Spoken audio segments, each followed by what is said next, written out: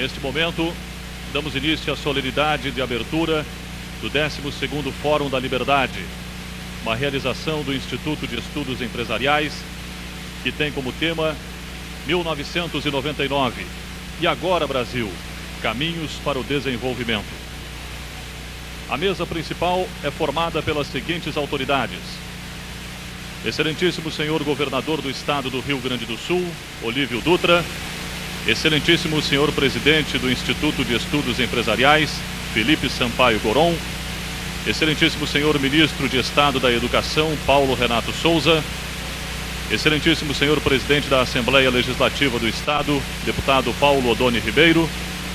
Excelentíssimo senhor representante da presidência do Tribunal de Justiça do Estado, desembargador Délio Spalding de Almeida Vedi. Excelentíssimo senhor vice-prefeito municipal de Porto Alegre, José Fortunati. Excelentíssima senhora reitora da Universidade Federal do Rio Grande do Sul, Vrana Panizzi. Excelentíssimo senhor presidente da Câmara Municipal de Porto Alegre, vereador Nereu Dávila. Excelentíssimo senhor presidente da Fiergs, Dagoberto Lima Godoy. Excelentíssimo senhor presidente da Federação, Mauro Kiniznik. Excelentíssimo senhor presidente da Farsul, Carlos Esperoto. Excelentíssimo senhor presidente do CICEPOT, Atos Cordeiro. Excelentíssimo senhor presidente do Sinduscom, Zalmir Schwartzman. Excelentíssimo senhor presidente do Instituto Liberal, Carlos Fernando Souto. Excelentíssimo senhor presidente da Agas, João Carlos de Oliveira. Convidamos todos os presentes a cantar o hino nacional.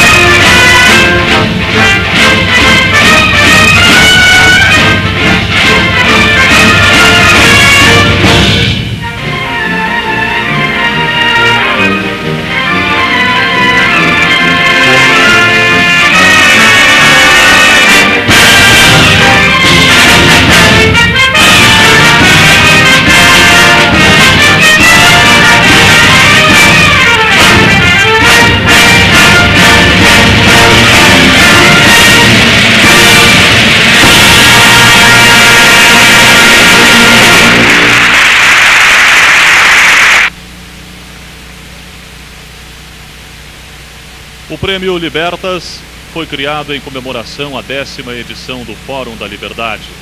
Desde 1997, é escolhido anualmente um agraciado que recebe o prêmio durante a solenidade de abertura do evento. O objetivo deste prêmio é destacar o indivíduo que é símbolo da livre iniciativa, age segundo a economia de mercado, o respeito ao Estado de Direito e é um exemplo para todos aqueles que acreditam que a liberdade é o mais precioso fruto da sociedade humana. O agraciado foi escolhido em votação pelos associados do Instituto de Estudos Empresariais.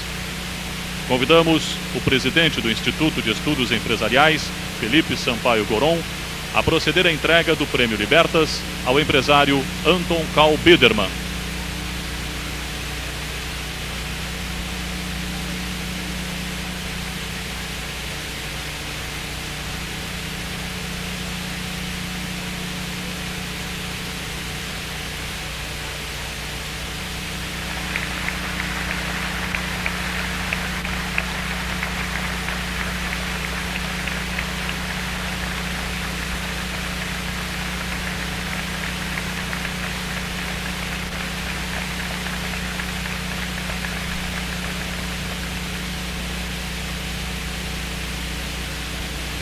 Convidamos a fazer uso da palavra o presidente do Instituto de Estudos Empresariais, Felipe Sampaio Goron.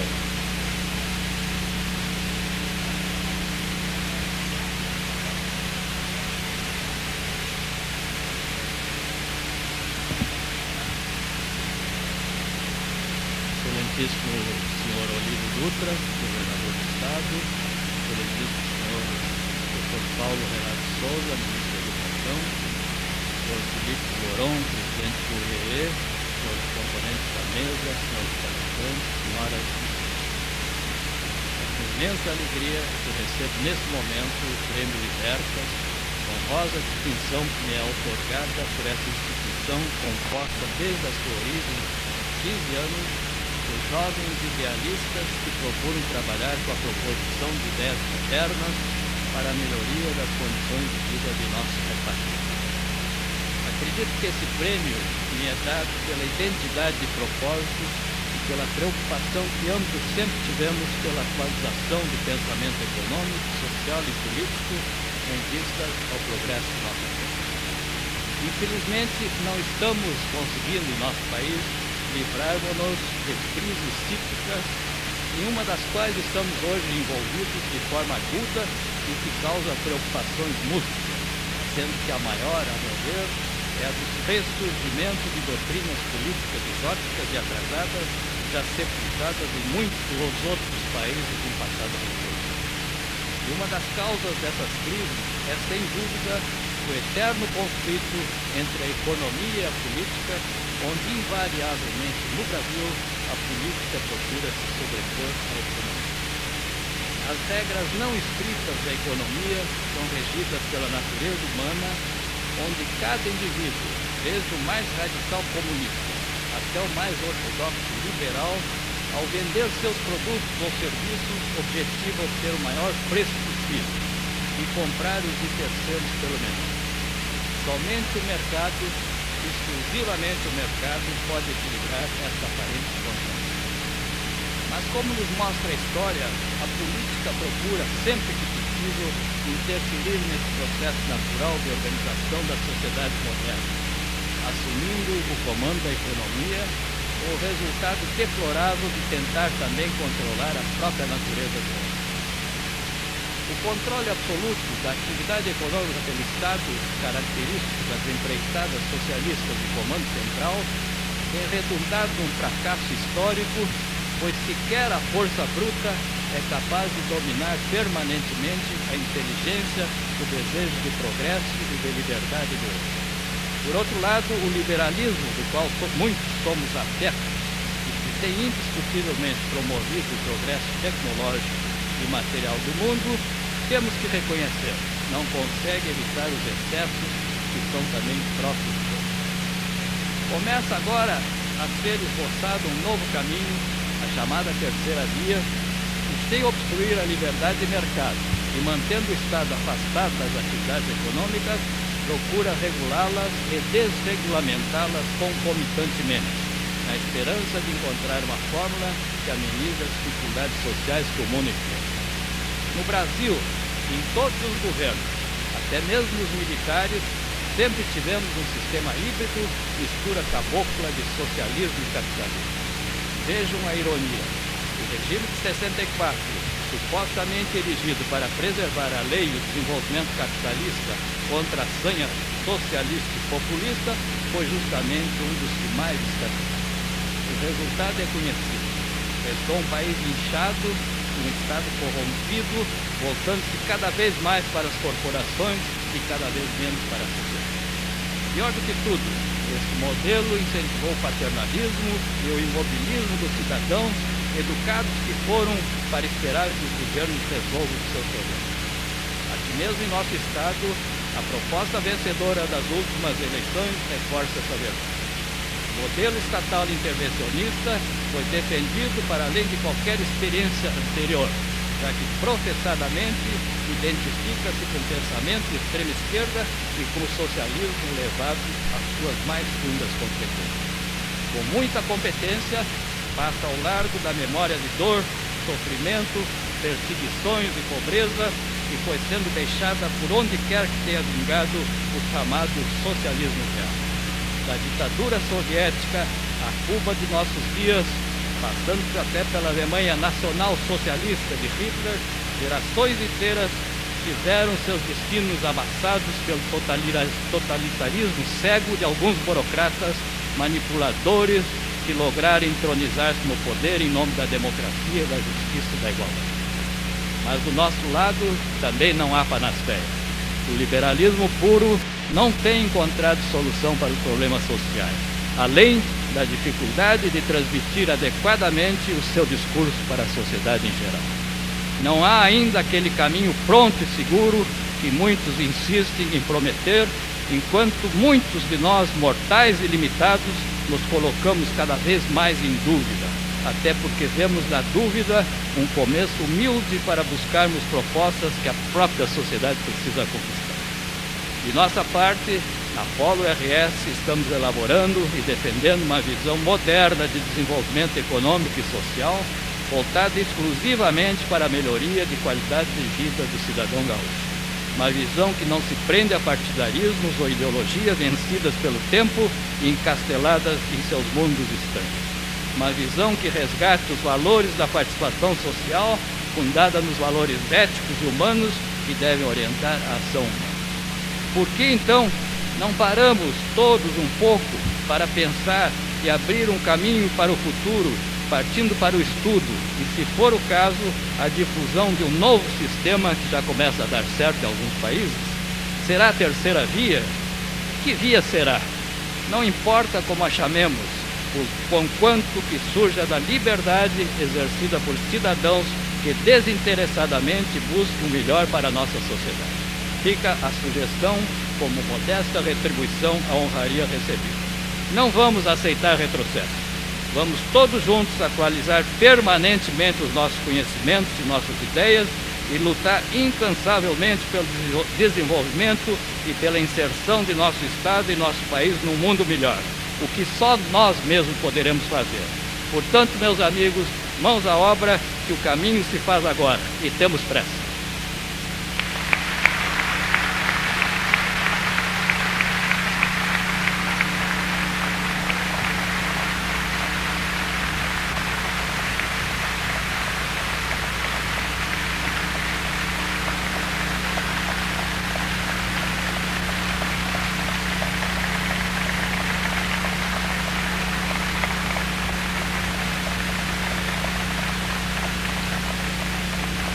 Ouvimos a manifestação do empresário Anton Karl Biedermann, agraciado com o prêmio Libertas.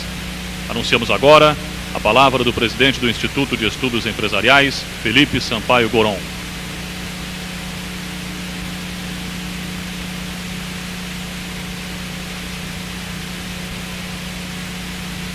Excelentíssimo senhor governador do estado do Rio Grande do Sul, Olívio Dutra. Excelentíssimo senhor ministro da Educação, Paulo Renato de Souza. Excelentíssimo senhor presidente da Assembleia Legislativa do Estado, Paulo Doni Ribeiro. Excelentíssimo senhor representante da presidência do Tribunal de Justiça do Estado, Délis Paulin de Almeida. Demais autoridades já nominadas. Excelentíssimo senhor presidente do Conselho da Polo RS e homenageado deste fórum, Anton Karl Biedermann. Senhoras e senhores, ao contrário do que alguns argumentam, padecemos no Brasil da falta, não do excesso de liberdade. Basta olhar para países onde a livre iniciativa prospera para concluir que o nosso problema continua sendo a falta de liberdade. Onde quer que esta seja implantada, a sociedade enriquece, prospera econômica e socialmente. Em nosso país, o indivíduo é permanentemente solapado pelas ramificações do poder arbitrário do Estado. Mesmo a mais valiosa conquista do homem ocidental, a liberdade de pensamento e expressão, corre risco sério pela expansão de credos e reivindicando o privilégio do pensamento e da moral e exigindo tolerância quando em posição minoritária, buscam, quando no poder, suprimir e obliterar todas as outras visões de mundo. julgo fundamental fazer essa reflexão neste momento histórico.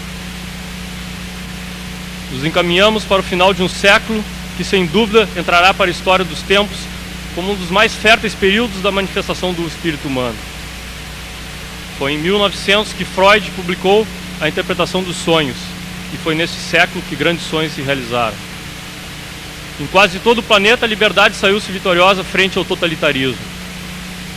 Entretanto, para não correr o risco de reviver as maiores atrocidades que a humanidade presenciou nesses 100 anos, não devemos esquecer a calamitosa experiência político-ideológica do totalitarismo, com suas várias facetas e através de seus líderes, que me permito lembrar alguns: Lenin, Stalin, Mao, Hitler, Mussolini, Pol Pot, Castro e, mais recentemente, Slobodan Milosevic. Os milhões de indivíduos que viveram e morreram e que ainda vivem sob esses regimes sabem a que ponto pode chegar o absolutismo. A humanidade superou e extirpou do seio do seu modelo, do seio esse modelo da sociedade, mas suas cicatrizes permanecerão por séculos.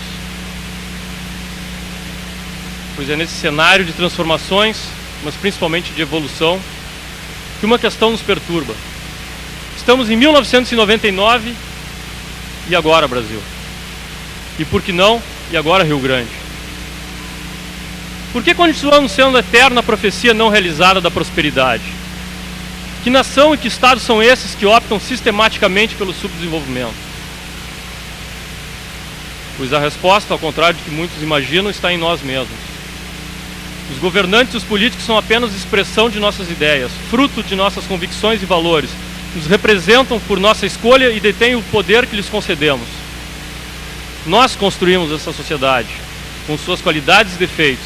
Portanto, se estamos insatisfeitos com o resultado que obtivemos, cabe a nós mudá-la. Por isso, devemos assumir novamente a liderança e a responsabilidade que delegamos ao Estado por um erro de avaliação, talvez idealismo, comodismo ou desconhecimento. Entretanto, esse erro nos custou e custa muito caro. Estranha ironia esta. Para que possamos reassumir a frente do desenvolvimento, será preciso que o Estado gigantesco que nós mesmos criamos reduza seu peso sobre nossas costas e diminua seu poder intervencionista sobre nossas ações. No entanto, isto só ocorrerá se nós efetivamente exercermos influência sobre todo o espectro do poder governamental, rechaçando qualquer tentativa de impor ao nosso país, em nome dos fins sociais, mais dívidas e mais pobreza. E o mais grave é que as causas da pobreza, que conhecemos muito bem, estão disfarçadas de conquistas sociais. Me refiro às empresas estatais, aos impostos, aos subsídios, às leis positivistas, às barreiras comerciais, à justiça do trabalho, entre outros muitos entraves ao crescimento e ao emprego. Não é por acaso que estamos nessa situação. É fruto da falta de conhecimento que advém da educação ou da falta dela, alicerce da prosperidade. Permito fazer um parênteses para referenciar e referir a presença do ministro Paulo Renato nesse fórum. Foi uma honra e, sem dúvida, é um marco para não só o nosso evento, como o nosso Estado, porque eu julgo essencial para que possamos sair de toda essa situação e efetivamente mudarmos o país, a educação. É só através dela que efetivamente nós poderemos mudar não só o Estado, não só o país, mas a nossa cultura.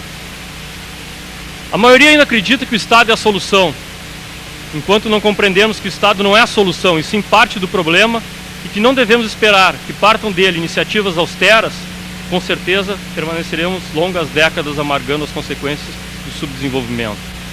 O empreendedor, o empresário, o empregador e o empregado, do menor ao maior, são sim a única fonte de riqueza na sociedade.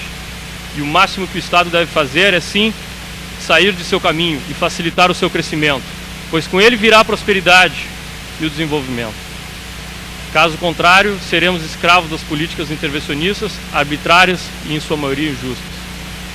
A situação é grave e exige medidas condizentes com a realidade. Com certeza, não é fechando fronteiras, espantando investidores, estatizando a economia, aplicando a pitoresca e uma catastrófica filosofia Robin Hood, que retomaremos o crescimento. O país, e em especial o Rio Grande, acompanha com grande preocupação uma série de desentendimentos entre governantes, causados pelos interesses mais diversos e por dívidas resultantes da calamitosa gestão do dinheiro público.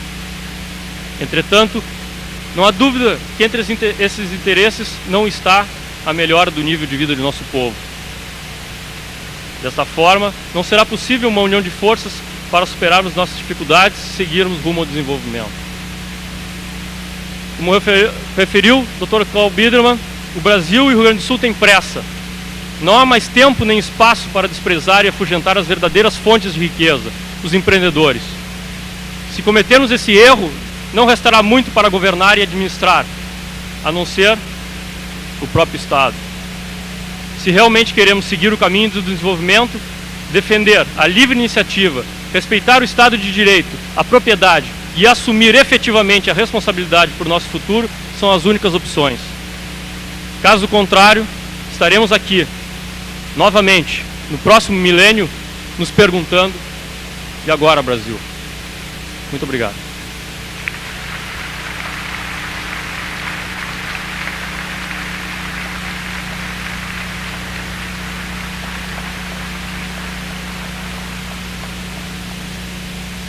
Neste momento, ouviremos o pronunciamento de Sua Excelência, senhor Governador do Estado, Olívio Dutra.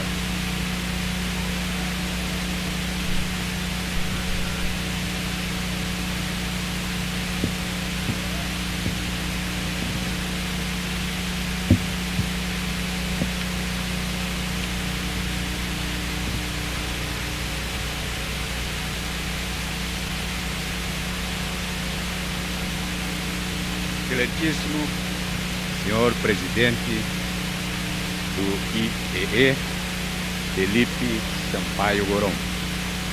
Excelentíssimo senhor ministro de Estado da Educação, Paulo Renato de Souza. Excelentíssimo senhor presidente da Assembleia Legislativa do Estado, deputado Paulo Odônio Ribeiro.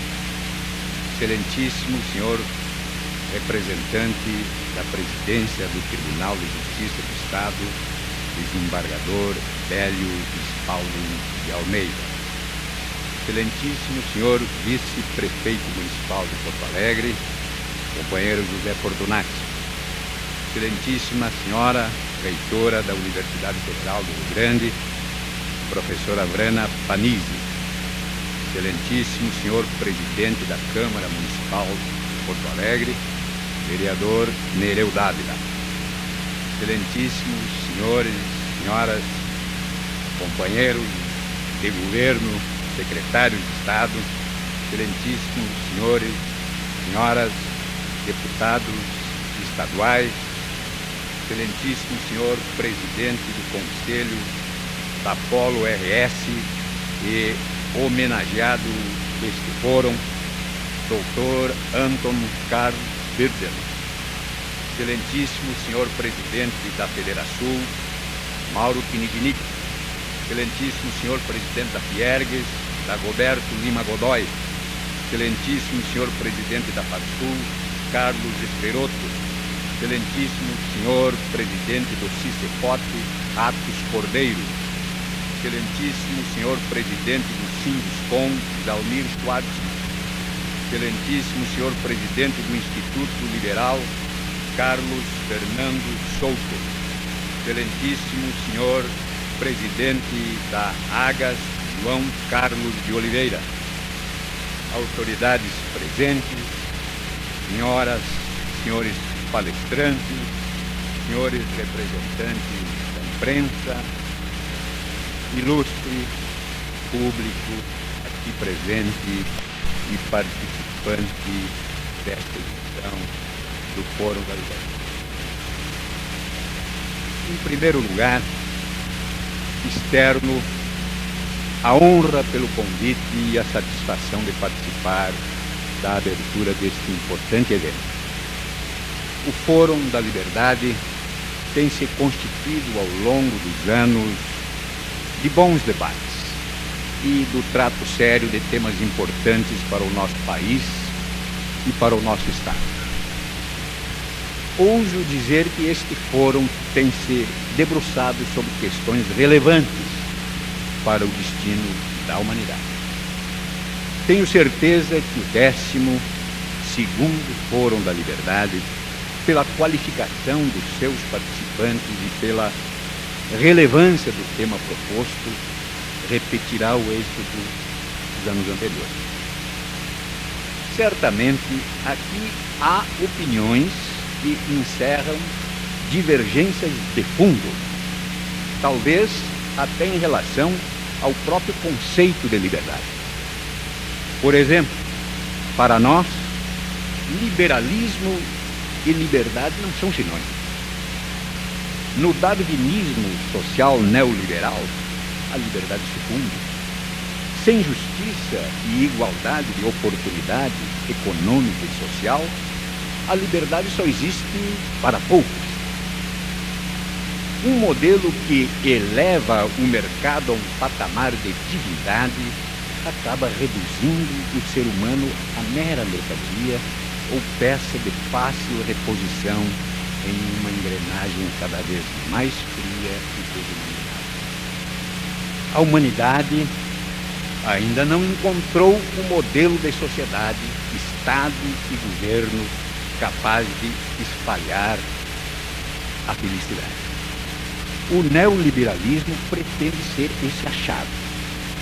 No entanto, por onde passa, concentra riqueza e distribui miséria, tanto que está sendo profundamente questionado e eleitoralmente derrotado em países do velho continente. O reluzir da chamada terceira via é fogo fácil. Esta proposta, na realidade, tem se mostrado apenas como uma variante menos cruel desse modelo. Trata apenas de incorporar ações compensatórias no campo social, sem questionar os alicerces do modelo. Não humaniza, não busca a minimização das desigualdades e não propõe a democratização do Estado. Esta discussão se reproduz no Brasil, pois em qualquer diagnóstico da crise nacional encontramos preocupações comuns que nos desafiam para um debate construtor de um outro caminho. As taxas ascendentes de desemprego, a exclusão social crescente, a incapacidade do poder público de produzir políticas de inclusão social, as dificuldades enfrentadas pela maioria das empresas brasileiras, a absoluta insegurança quanto ao futuro são alguns produtos da adoção do modelo neoliberal no Brasil que não nos cabe reforçar. Nos alicerces deste modelo, que na superfície prega a liberdade, as decisões sobre as questões nacionais são progressivamente tomadas fora do país. O Fundo Monetário Internacional dita para o governo brasileiro as medidas de ajustes a serem adotadas, determina quais empresas devem ser privatizadas, define os cortes orçamentários, especifica os programas sociais a serem reduzidos e impõe as políticas mais convenientes para, atrás da pretendida manutenção da credibilidade do país, garantir a rentabilidade da especulação financeira internacional. Um projeto democrático e popular de nação não pode aceitar esta submissão. Para nós, o conceito de liberdade incorpora o de soberania nacional, que não deve ser vista apenas como a proteção de fronteiras. A convivência entre as nações deve ser fundada na complementariedade, no respeito às diversidades culturais e na solidariedade, o que só pode ser entendido a partir da preservação da soberania, da autodeterminação das ações e das opções a serem adotadas por uma nação.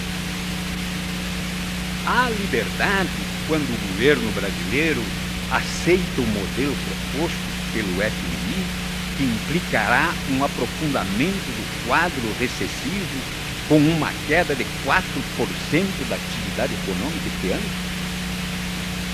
É preocupante a frieza desses números e desses cálculos econômicos, que às vezes é amenizada por algum comentário genérico sobre a incoerência do discurso reeleitoral, que prometia um mundo cor-de-rosa, a manutenção da moeda estável e o combate ao desemprego.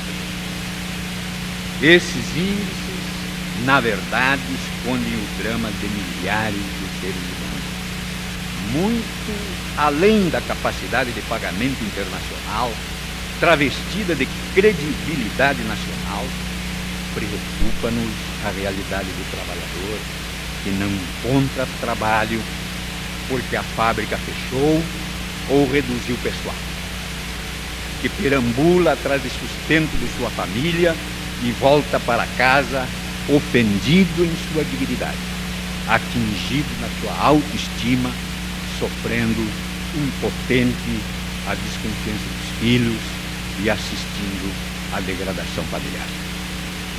Há liberdade quando os valores da solidariedade, da cidadania, da participação popular são considerados exógenos ou piegas ou dão lugar a uma nefasta e exacerbada valorização da ação individualista? No modelo neoliberal, o espírito solidário e coletivo da construção política, as identidades culturais e comunitárias são esmagadas pelo rolo compressor do consumismo e o uso do marketing e da publicidade para exacerbar ainda mais a ganância e o individualismo. Há liberdade para os brasileiros que não conseguem um trabalho digno, que não têm acesso ao médico, à escola ou a possibilidade de plantar com segurança? O que vemos cada vez mais é o agravamento deste quadro. A garantia das condições básicas para o exercício da liberdade e a fruição da dignidade humana relegada a segundo plano. Pela política econômica nacional, o combate ao desemprego fica para mais tarde, uma vez mais adiante. A saúde pública terá que esperar. A educação, que todos nós concordamos, deveria ser o investimento número 1 para que o país se construa como nação, minimiza-se diante de prioridades ocasionais que desprezam o drama humano em favor de acerto macroeconômico. Senhoras e senhores, o conceito de liberdade é indissociável da ideia de soberania, principalmente quando se trata do poder público. Não defendemos um Estado hipertrofiado, onipresente e opressor de iniciativas, mas tampouco aceitamos o Estado mínimo, irresponsável socialmente, impotente ou omisso diante dos graves problemas da população. Queremos, sim, um Estado ágil, eficiente, com capacidade de formular e executar políticas públicas voltadas à qualidade de vida das pessoas, estimulador do desenvolvimento e cioso da sua soberania. Para isso, o Estado brasileiro precisa ser reformado. Defendemos, sim, reformas administrativas e reformas fiscais profundas.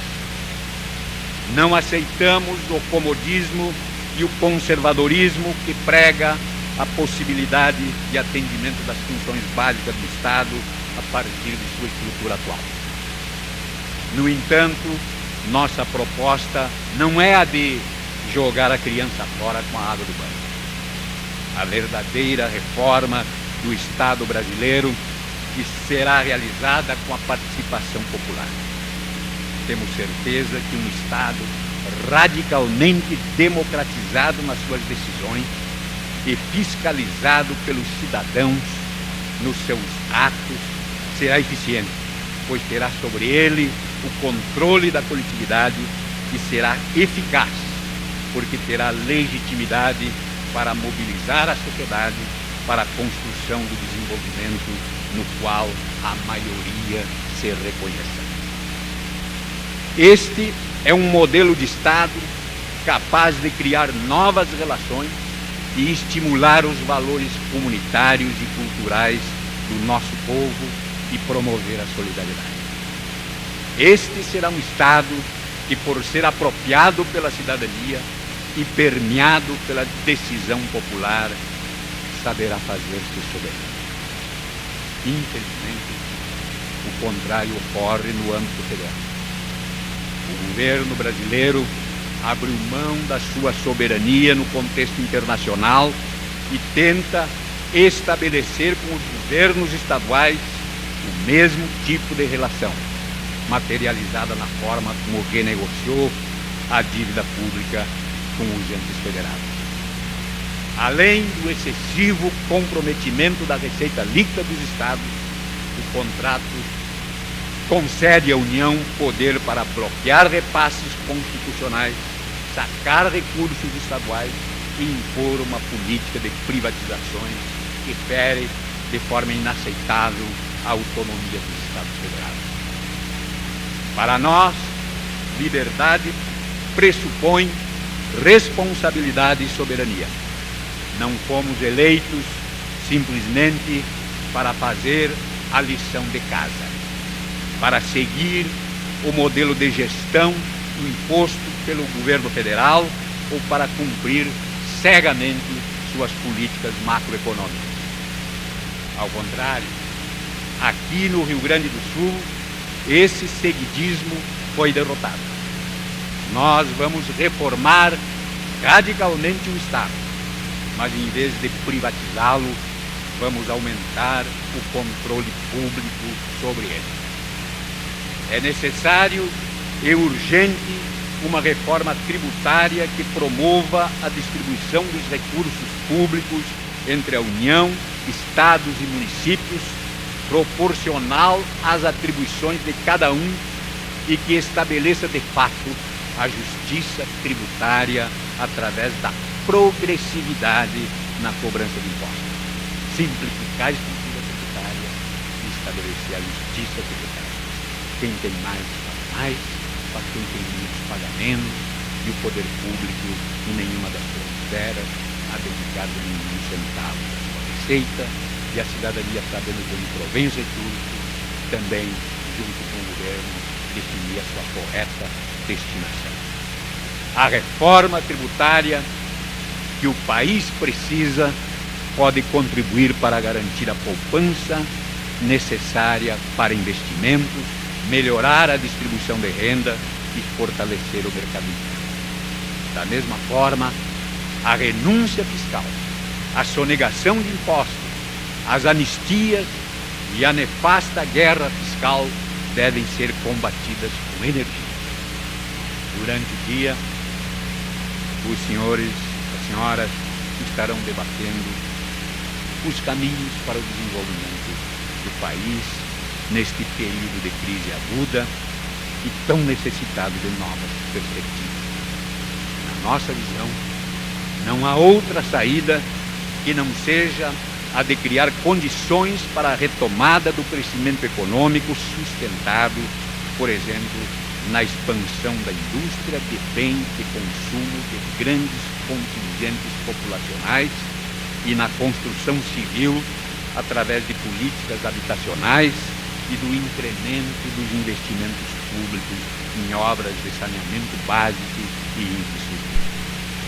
Apesar das dificuldades impostas pela política econômica nacional, que é o principal determinante do nível de atividade econômica, nosso programa tem a função de emular o desenvolvimento social e econômico do Estado. Aqui no Rio Grande, nosso Rio Grande do Sul, teremos especial atenção com a recuperação dos setores químico, agroindustrial, metal mecânico e coureiro calçadista, que constituem a matriz industrial histórica do Estado, mas que foram expostos a uma competição desigual a partir da indiscriminada abertura das importações desde o governo Collor e da valorização cambial dos últimos 4 anos.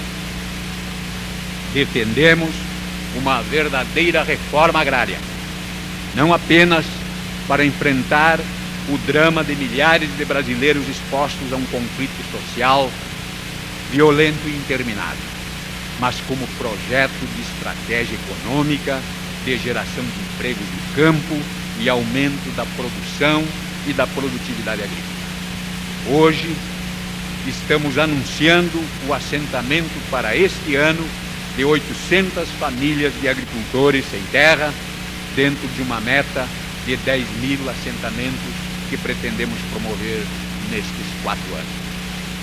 No setor primário, pela alta capacidade de geração de emprego e renda, apostamos na agricultura e na pecuária, na agricultura de economia familiar, principalmente na pecuária de pequena e de média porte. Para isso, além da desconcentração rural, através de política agrária e política agrícola, estamos implementando desde já o debate e a possível implantação em breve do seguro agrícola. E viabilizaremos assim a instalação de agroindústrias familiares, estimularemos a produção leiteira e buscaremos a capacitação maior dos agricultores. Nas cidades, implementaremos um programa de manutenção do emprego e geração de novos postos de trabalho. Para isso, haverá extensão empresarial que visa fornecer assessoria técnica e gerencial a micro e pequena empresa, garantindo o conhecimento técnico e mercadológico necessário para a sobrevivência de seus empreendimentos e dos empregos que geram. Para os micro, pequenos empreendimentos que são fortes geradores de emprego, estamos adotando a rede estadual de incubadoras e o apoio à economia popular e solidária, o reforço às cooperativas de produtores, as cooperativas que tratam da produção, do beneficiamento e da comercialização dos produtos, gerando emprego, portanto, nas regiões onde as pessoas têm as suas raízes e têm o direito de construir futuro digno para as suas famílias. Além disso, temos projetos para facilitar a entrada no mercado de trabalho através de cursos de qualificação profissional e do programa Primeiro Emprego, que busca oferecer a primeira oportunidade de trabalho para jovens entre 16 e 18 anos, num enlace entre os micro, pequenos e médios empreendedores de todos os ramos e de todas as regiões do Estado. A aplicação destas medidas programáticas acontece concomitantemente com o esforço ingente de reconstruir administrativa e financeiramente o Estado. A retomada do crescimento exige programas de crédito dirigidos a setores com dificuldades de acesso aos bancos pelas altas taxas de juros. É esta a orientação que queremos imprimir ao sistema financeiro público estadual, que pelo nosso projeto não será privatizado. Quando privatiza empresas públicas geradoras de insumos básicos para o desenvolvimento, o governo abre mão de instrumentos importantes de regularização e de regulação da atividade econômica na realidade social. Se, por exemplo, a Companhia União de Seguros estivesse sob o controle público, ela poderia ser o eixo de uma relação com o setor privado, facilitador da implantação do seguro agrícola. Sem sistema financeiro público, financiamento à produção e a produtividade dos micro, pequenos e médios empreendedores fica praticamente inviabilizada. Só uma instituição financeira saudável, competitiva e sob controle público pode cumprir plenamente este papel. E é o que faremos com o Banrisul. Queremos um Estado indutor do processo de desenvolvimento, utilizando todos os instrumentos públicos para estimular o crescimento econômico sustentado, ecologicamente viável e socialmente justo. Isto significa recuperar a capacidade de investimento público, qualificar os serviços, preservar os recursos naturais que estão sendo destroçados por políticas predatórias e imediatistas e concentrar esforços na geração de emprego e na distribuição de renda. No nosso projeto, isto será viabilizado através da ampla participação popular. Queremos construir no Estado um clima de debates e de ações concretas que reconstruam a esperança e projetem um futuro justo e digno para todos. Neste sentido, estaremos acompanhando com interesse os debates do Fórum da Liberdade e queremos contar com a participação crítica e propositiva das lideranças empresariais e dos trabalhadores e de suas entidades em todo o Estado. O orçamento participativo é um processo aberto e em permanente aperfeiçoamento para ensejar essa qualificada e rica participação. Muito obrigado e um bom debate.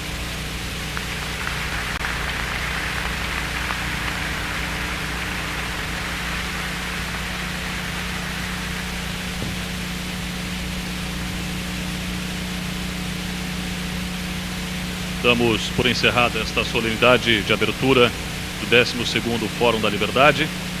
Pedimos a todos os presentes que permaneçam no local para a saída do excelentíssimo senhor governador do Estado, que deixará este teatro para atender a compromissos assumidos anteriormente. Logo após, retomaremos os trabalhos deste fórum, logo ao retorno do senhor presidente do Instituto de Estudos Empresariais. Solicitamos às demais autoridades que permaneçam à mesa.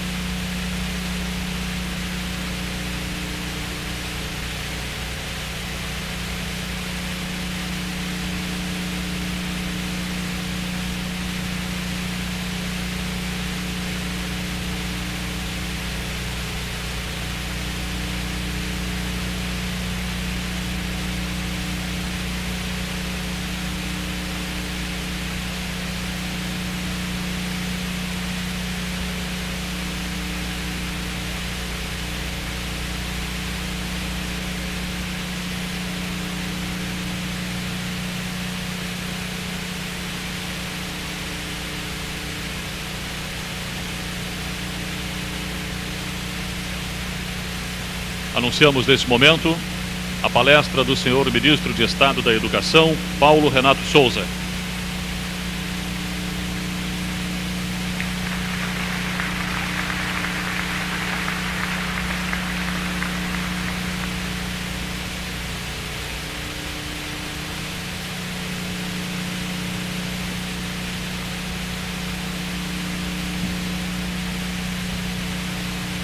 Excelentíssimo senhor Presidente do Instituto de Estudos Empresariais, Francisco Sampaio Goron, Excelentíssimo senhor Presidente da Assembleia Legislativa do Estado, Leopoldo Odoni, Excelentíssimo senhor Dr. Flávio Pozzi, chefe da Casa Civil do Grande Estado, representando o governador Livio Dutra, Excelentíssimo senhor Vicente Bovo, que nos acompanha na plateia, ex-governador do Estado do Rio Grande do Sul, Excelentíssimo senhor representante da Presidência do Tribunal de Contas do Justiça do Estado, desembargador Délios Paulo de Almeida Suede, Excelentíssima senhora Reitora da Universidade Federal do Rio Grande do Sul, Grana Panizzi, Excelentíssimo senhor Presidente da Câmara Municipal de Porto Alegre, vereador Nélio Dávila, Excelentíssimo senhor Presidente da Federação, Dr. Mauro Wisnik, senhor Presidente da FARSUL, Dr. Carlos Perotto, Presidente do CICEPOT, Dr. Alves Cordeiro, Presidente do Sinduscom, Dr. Valmir Schwartzman, senhor Presidente do Instituto Liberal, Dr. Carlos Fernando Souto, senhor Presidente da AGAS, Dr. João Carlos de Oliveira, Excelentíssimo senhor Dr. Jorge Perdal de Almaqueta, em saúde a todas as empresárias e empresários presentes, minhas senhoras e meus senhores. Em primeiro lugar, eu quero agradecer o convite, o honroso convite para proferir esta palestra de abertura do 12º Fórum da Liberdade. Já tive a oportunidade de participar do fórum em ocasiões anteriores, por isso a honra pelo convite para abrir esse fórum é ainda maior. Creio que se tivéssemos realizado o fórum há um mês atrás, o tom das palestras, dos debates, seria muito diferente daquele que certamente vai acontecer. Naquele momento, certamente, teríamos imprimido um tom bastante mais cauteloso e pessimista do que aquele que hoje começa a ganhar a opinião pública, nas páginas dos jornais, noticiários de rádio e televisão.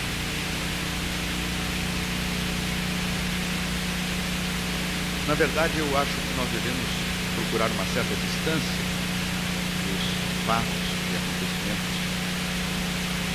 mais imediatos para uma reflexão um pouco mais tranquila sobre os condicionantes do nosso processo de desenvolvimento e também, dentro dele, uma reflexão mais calma e tranquila sobre a questão educacional do nosso país.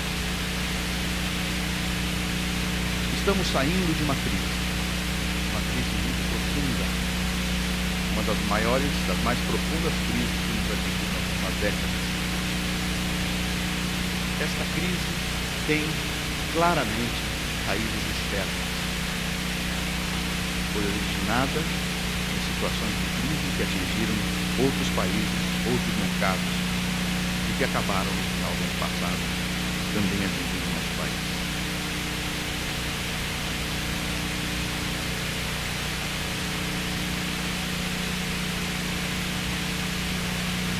A crise tem sua origem na enorme volatilidade dos mercados financeiros internacionais.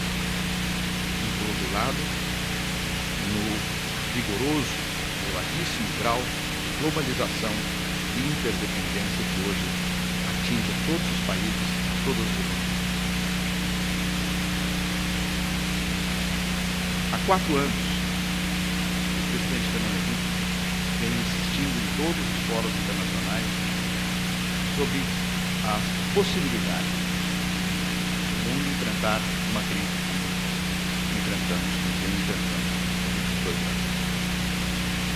Eu acompanhei a a primeira viagem que fez, quando visitou a Comissão Econômica da América Latina, e o tom do seu discurso foi chamando a atenção para os dirigentes dos países mais desenvolvidos, para a necessidade de nós estabelecermos mecanismos que, de certa forma,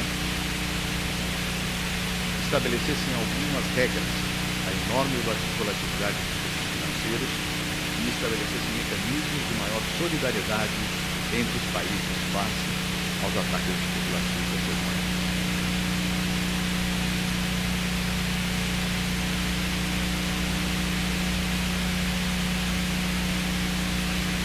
Esta ação mais organizada dos países e dos organismos financeiros parece finalmente, a partir do final do ano passado, começar a ser desenhada, a começar a ganhar certas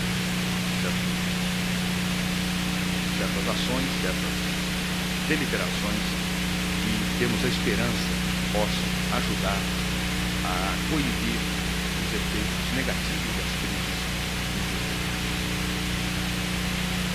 Entretanto, eu dizia isso a uma palestra, um discurso de formatura recente dos universitários da Fundação Getúlio Vargas de São Paulo, turma da qual fui patrono 2 semanas atrás. Eu dizia algo que às vezes nos esquecemos. As crises são inerentes ao trabalho, fazem parte do trabalho. Nós deveríamos saber disso e estar preparados para enfrentar as crises.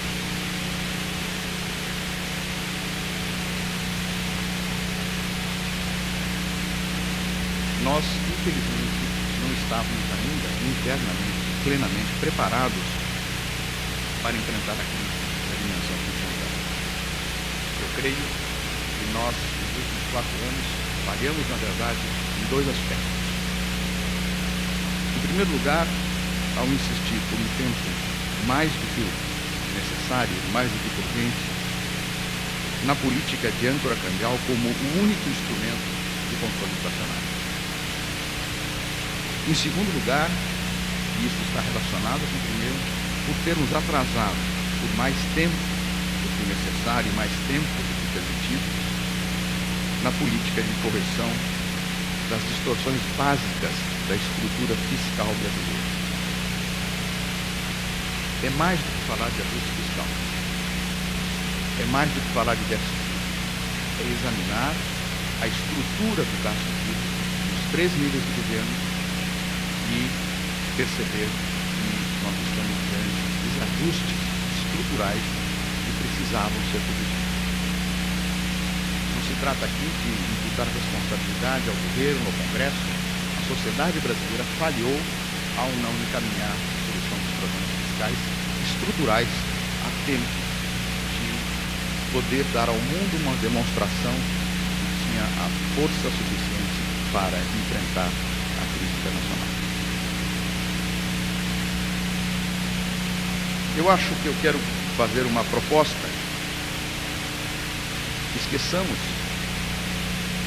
o FMI, esqueçamos recomendações se vem de A ou B e nos dediquemos realmente, como responsáveis pelo poder público do nosso país, dirigentes, governo federal, governo dos estados, governo dos municípios, a encarar de frente a questão fiscal. Porque enquanto nós estivermos apenas rotulando uma proposta como uma proposta desta ou daquela instituição, nós estaremos esquecendo, nós estaremos deixando passar mais uma oportunidade para finalmente nos defrontarmos com os nossos próprios problemas. Eu quero citar alguns dados que me parecem extremamente importantes sobre a questão fiscal brasileira nos últimos 10 anos, somando o ano de 87, o último ano antes da Constituição brasileira, e o ano de 97. Talvez possamos considerar como o melhor ano em termos econômicos do período pós-Constituição. O governo federal manteve termos globais, o seu nível de gasto, em termos reais. Entretanto, o seu gasto com pessoal ativo, inativo em benefício do INSS cresceu de 50 bilhões ao ano para 90 bilhões ao ano. Consequentemente, seu gasto real, seu gasto em educação, saúde, estradas, investimentos, caiu de quase 80 bilhões para 40 bilhões. Ou seja, o governo federal, nesses 10 anos, perdeu capacidade de investir, perdeu capacidade de gastar.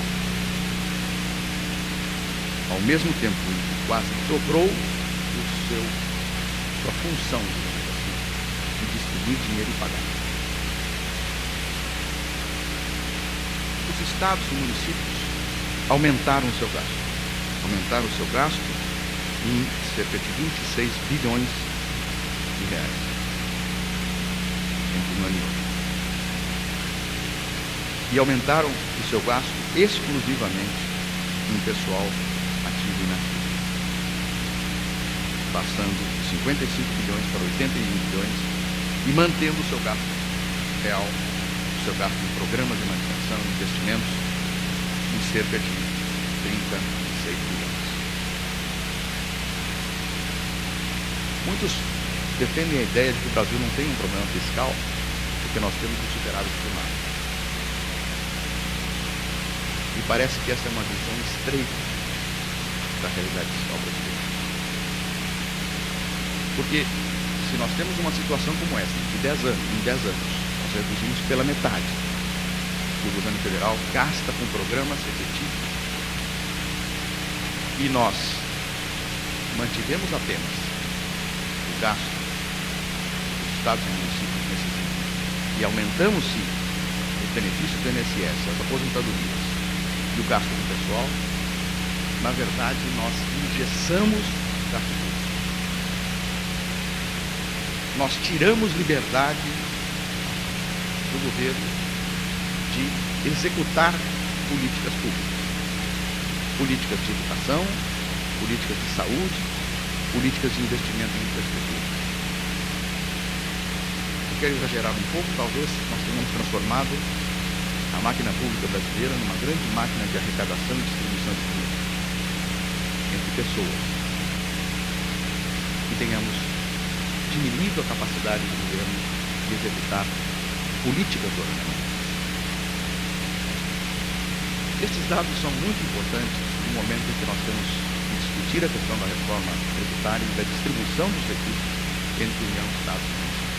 Não se trata apenas de discutir a questão da distribuição e deixar a liberdade de executar qualquer tipo de gasto. É preciso que a sociedade exija aumentar a capacidade de investimento por parte do governo.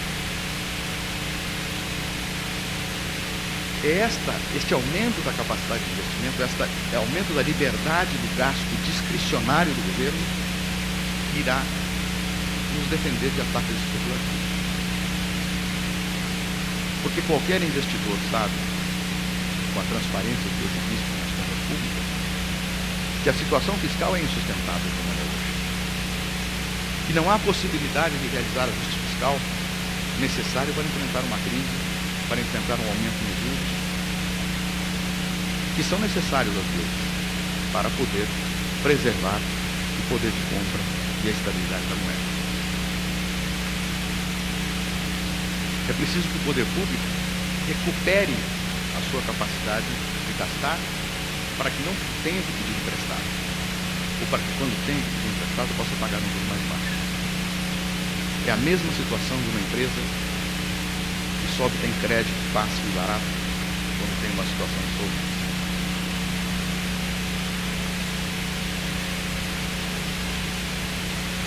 Portanto, me parece que a questão do problema fiscal brasileiro, a solução definitiva, estrutural do problema fiscal brasileiro, é sim uma questão de soberania nacional, para que nós possamos enfrentar crises que certamente haverão de ocorrer no futuro, porque faz parte é inerente ao sistema. Eu tenho a convicção que, finalmente, o país despertou para a correção desses problemas estruturais. Em função da própria crise, nós aprovamos recentemente a reforma administrativa, a reforma previdenciária, instituímos a cobrança de contribuições sobre os inativos, coisas que eram bastante polêmicas, mas extremamente necessárias. Entretanto, nós apenas começamos a desenhar um novo arcabouço institucional necessário para o ajuste fiscal. É preciso perseverar nesta determinação e realizar todas as demais medidas complementares, legislativas e administrativas, para que este ajuste fiscal se torne permanente. Porque é preciso realmente fazer com que o poder público tenha mais capacidade de investir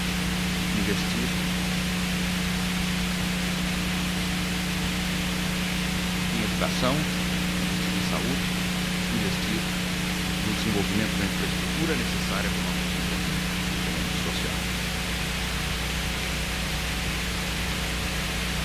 Apesar de todas as dificuldades, eu gostaria de dizer que o governo do presidente Fernando Henrique vem dando efetivamente prioridade ao investimento social. Não só nos 4 anos do seu primeiro mandato, mas inclusive e especialmente na forma como vem enfrentando a crise fiscal.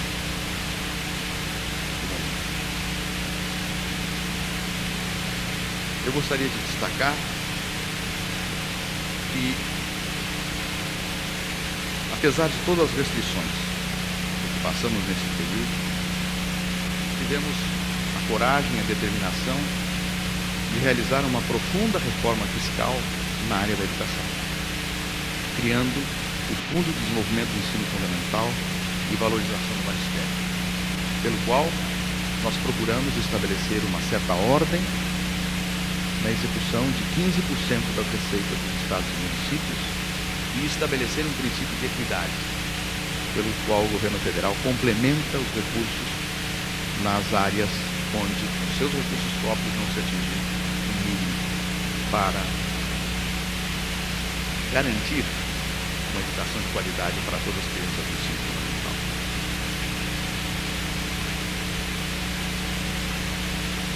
Nós passamos a determinar uma alteração, de verdade, na forma pela qual se distribuía o recurso dos estados e municípios, visando a um objetivo muito importante: recuperar definitivamente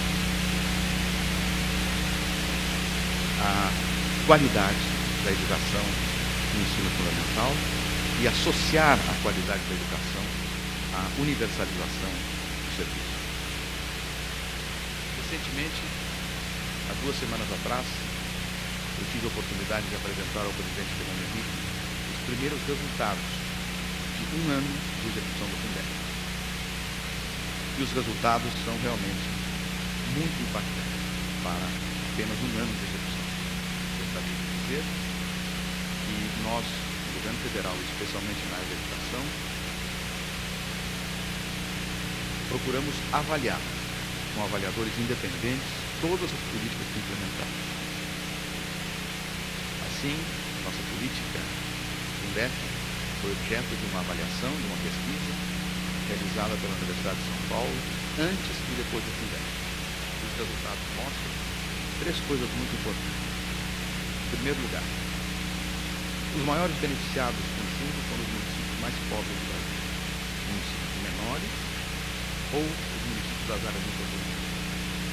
2.700 municípios tiveram ganhos na sua arrecadação a partir do Fundeb. Em segundo lugar, os municípios passaram a investir mais na qualidade da educação, na compra de materiais, na reforma de escolas, na construção de escolas, no transporte escolar e principalmente na formação de professores, onde nós observamos de um ano para outro já mudanças importantes na qualificação do corpo docente das nossas escolas de ensino fundamental. Em terceiro lugar, e mais importante, houve um aumento importante de salários dos professores, de um ano para o outro. O salário médio no Brasil todo, considerando estados e municípios, considerando aqueles que tiveram transferências e os que não tiveram transferência ou até tiveram de transferir recursos para os seus municípios, nós tivemos um aumento médio de 13%, que é importante. E no Nordeste, na região mais pobre do Brasil, na região onde os salários eram os mais baixos do Brasil, nós tivemos um aumento médio de um ano para o outro com o salário do professor da rede municipal de 50%. Outras ações foram tomadas, como o livro didático, onde nós expandimos o gasto e procuramos fazê-lo mais eficiente, tratando de garantir que o livro didático, em primeiro lugar, chegasse à escola na hora certa. Muitas regiões do Brasil jamais tinham livro didático, jamais ele havia chegado. E quando chegava muito atrasado. Nós expandimos, compramos no ano passado mais de 100 milhões de livros. Nós avaliamos o livro didático e com isso estamos tendo resultados já importantes na questão da avaliação da qualidade da educação. Temos um programa novo que chama Dinheiro Direto na Escola, pelo qual nós transferimos para as redes, para as escolas diretamente, dos estados e municípios nos últimos 4 anos, 1,70 bilhões de reais. Dinheiro que vai diretamente para a diretora da escola, dinheiro que vai para a Associação de Pais e Mestres, e que estimula a criação de associações de pais e mestres. Nós, em 1995, tínhamos 11 mil associações de pais e mestres no Brasil. No ano passado, tínhamos 60 mil associações de pais e mestres. Tratando justamente de fazer com que as famílias, os pais, entrem para a escola, participem da escola. Eu uma vez participei de um programa de televisão e fui entrevistado por crianças. No Roda Viva com crianças. E a primeira pergunta de uma menina de 13 anos da Bahia foi a seguinte: ministro, por que há escolas públicas boas e escolas públicas ruins? Foi a primeira pergunta. É uma pergunta terrível. Porque o poder público dá a mesma condição para todas as escolas. Paga os mesmos salários, dá os mesmos livros, os prédios são os mesmos. Por que algumas são boas e outras são ruins?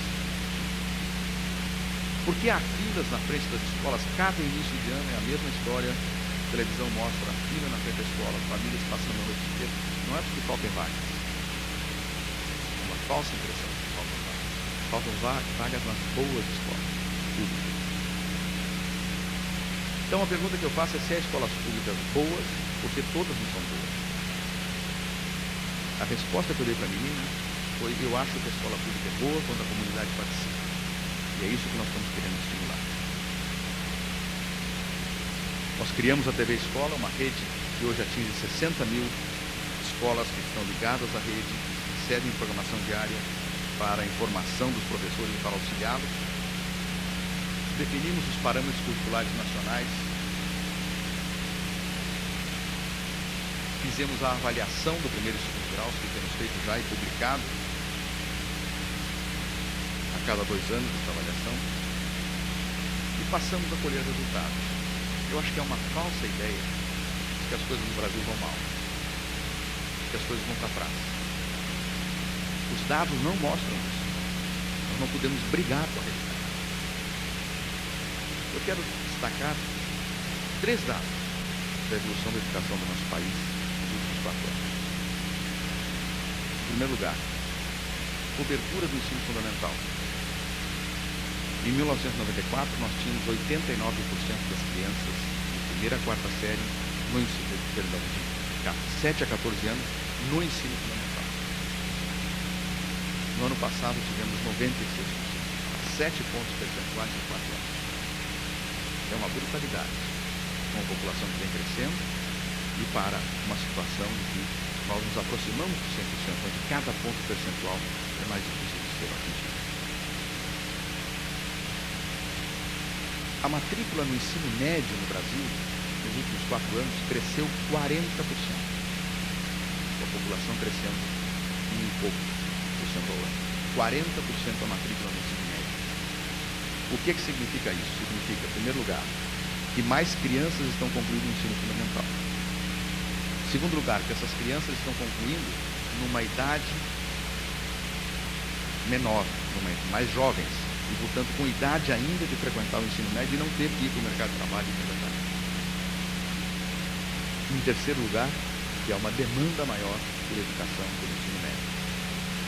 Nós esperamos, nos próximos 5 anos da nossa projeção, um crescimento de mais 50% na matrícula no ensino médio. E a matrícula no ensino superior, nos últimos 4 anos, depois de um longo período de estagnação, em torno de 1 milhão de alunos, cresceu 25%. Ou seja, nós estamos numa trajetória de recuperar a educação no nosso país. Isto nasceu de uma concepção exposta claramente já na campanha do presidente Fernando Henrique enquanto candidato na 1994, que passaríamos a dar prioridade à educação básica, ao ensino fundamental, porque entendíamos que ali estava realmente o gargalo do nosso sistema educacional. Nós tínhamos investido muito no ensino superior, na pesquisa, na pós-graduação, nos 20 anos anteriores, 30 anos anteriores. Foram investimentos importantes, mas investimentos que foram importantes em um determinado momento da nossa história. E eram, inclusive, até, eu diria, funcionais para uma economia fechada, uma economia que precisava desenvolver a sua tecnologia, e onde a exportação, onde a abertura da economia se dava em produtos primários, intensivos de mão de obra, ou seja, mão de obra barata, ou seja, mão de obra não indicada. É um pouco cruel dizer isso, mas o modelo era funcional.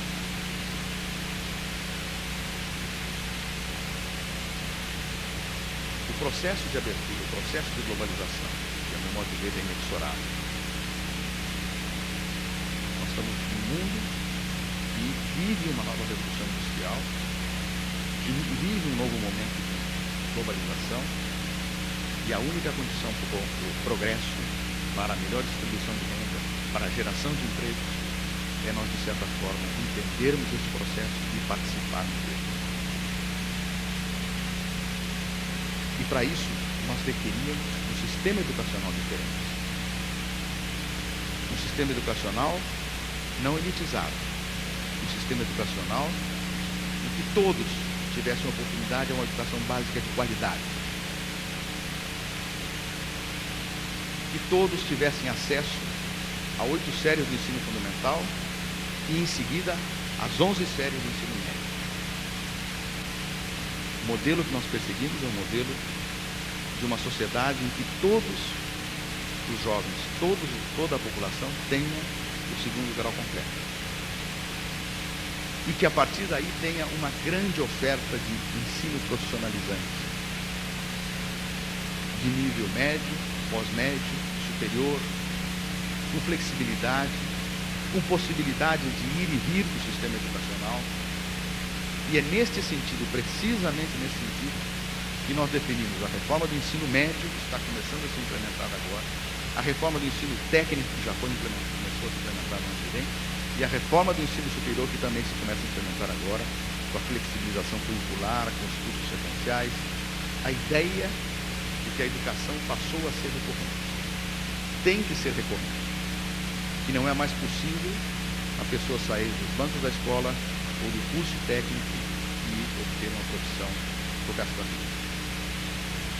É preciso que o sistema educacional, portanto, crie as condições para esse ir e vir. É preciso que o sistema educacional tenha garantido a todos uma educação básica de qualidade para que cada pessoa possa fazer este ir e vir do sistema profissionalizante.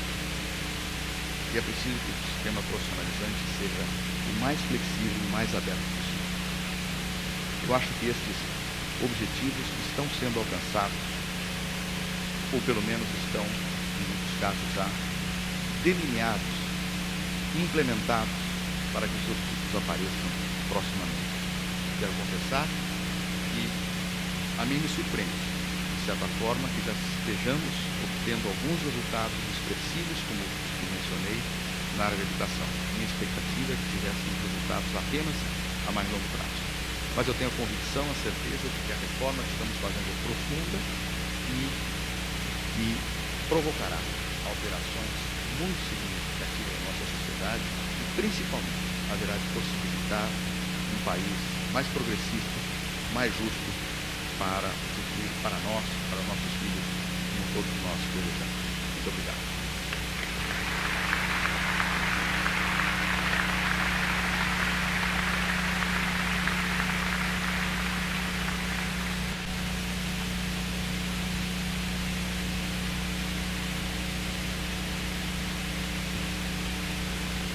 Pedimos a todos que permaneçam nos seus lugares. Teremos um pequeno intervalo para a saída das autoridades.